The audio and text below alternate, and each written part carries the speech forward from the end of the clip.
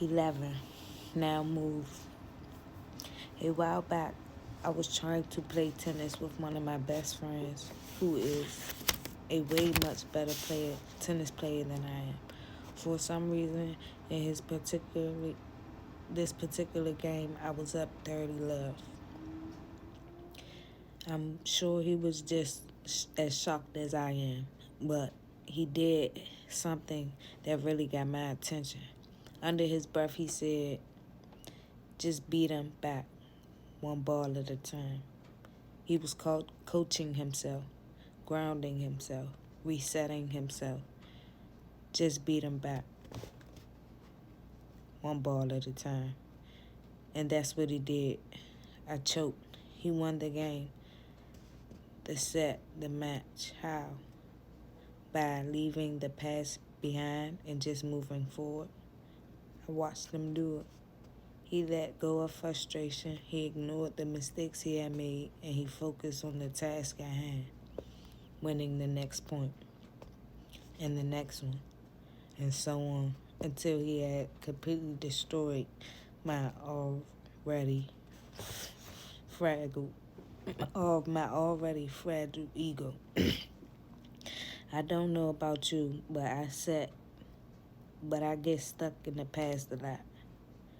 Yes, I do.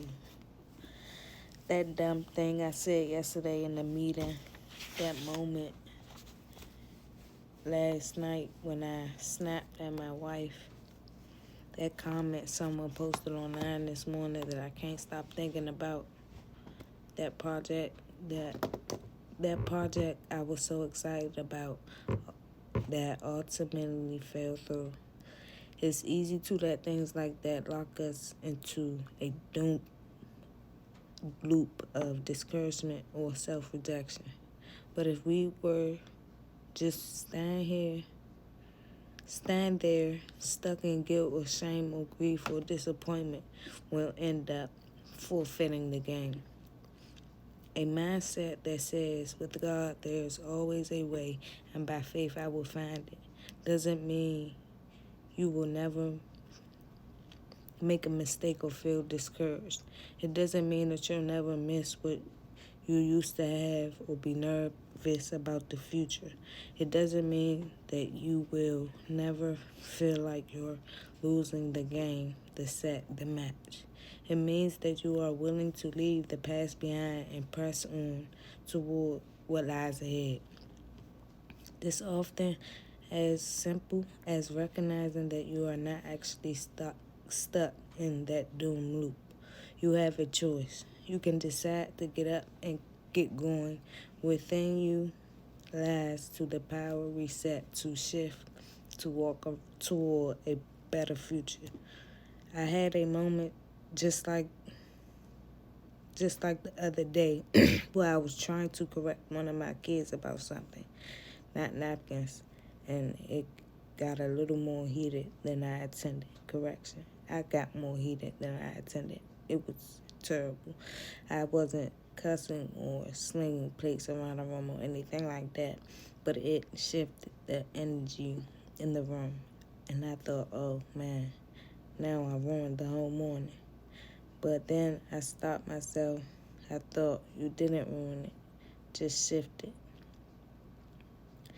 After about a minute of working through that particular incident, we shifted.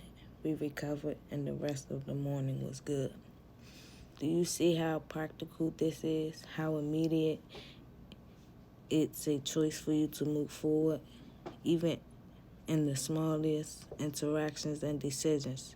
Victory in life is realized by embracing your capacity to shift, to reset, to embrace what is next. It happens by taking action, one thought at a time, one prayer at a time, one right choice at a time, one kind word at a time. That's how you beat the enemy back and step into the future and step into your future. So you ask yourself, what does moving forward look like in my situation? What's the next thing? The new thing, the now thing that I need to do. The next word I speak It's going to be positive. The next question I ask is going to be curious, not condemning. The next move I make is going to be one with energy.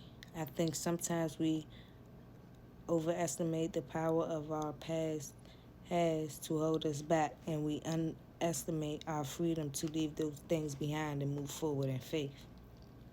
We imagine that breaking out of a bad mood, a bad day, or seemingly unsolvable situation is a major event, but sometimes it's as simple as doing the next right thing. By simple, I don't mean to say it's always easy.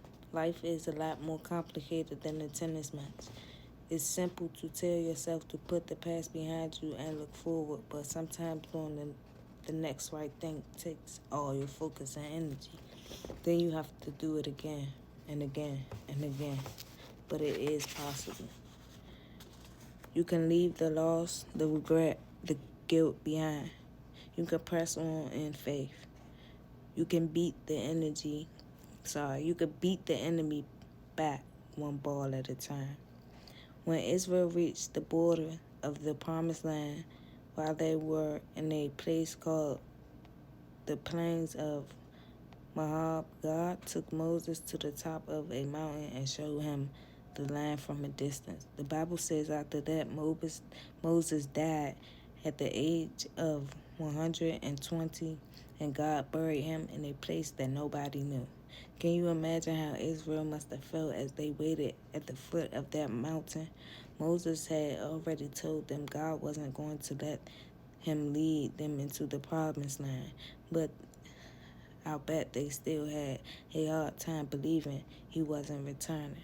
After all, he had gone up mountains before and come back, and it was usually for the better. After he climbed Mount Sinai, he came down with his face shining because he had met with God, and he gave them the 10 Commandments.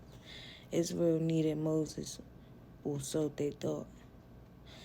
More, they complained about him a lot. Sure, they complained about him a lot, but he had been their leader for 40 years. Moses was the person who had given them food from heaven and water from a rock. He was the one who spoke to God on their behalf when they had sinned. There was only one Moses. So I'm going to speculate that while they were mourning for Moses, they were also looking for him. I bet that they were mobilizing search parties and holding praying visuals because they were hoping to see him come down the mountain one more time.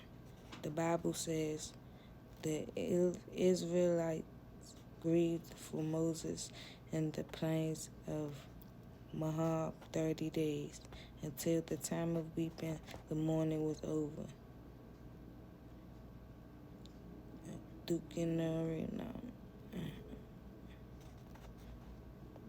The normal time for grieving in that culture was a week, but Moses was special. He was a legendary. So Israel took a whole month to mourn him. At some point, though, they had to accept the fact that Moses wasn't coming back. Moses was no more. What now? What next? It was a moment of decision. The promised land was on the horizon. It was in their future, and they were looking forward to it. But in order to step into what was next, they had to leave behind what had happened. That's not easy. It wasn't easy for them, and it's not easy for us. How long does it take us in sessions of transition to accept that something is never going to be like once what it was? Often we keep trying to make things like they were. We get trapped in our memories of the past, relieving something we're lost or had to leave behind, wishing we could go back to those days because they seem so comfortable, so familiar, so secure.